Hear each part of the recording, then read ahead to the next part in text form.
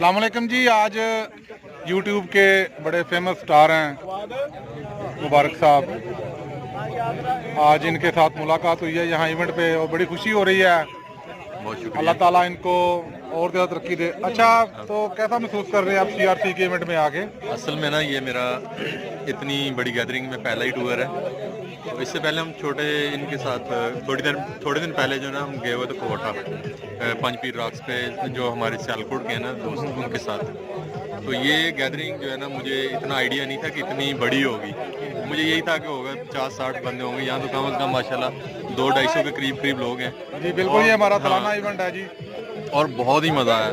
दोस्त बहुत खुले मिजाज से एक दूसरे के साथ तंज़ो मज़ाक करते हैं और एक दूसरे से मिलते जुलते हैं। बहुत ही मज़े का ये आप देख रहे हैं जी, और इंशाल्लाह जो है वो नेक्स्ट जब भी इवेंट हुआ करेगा, और मैं इनके साथ वैसे भी ज्वाइन हूँ, और इंशाल्लाह ज़रूर जो भी नया इवेंट हुआ इसमें ज़रूर शामिल। ज़बरदस्त जी, बहुत शुक्रिया जी, थैंक यू।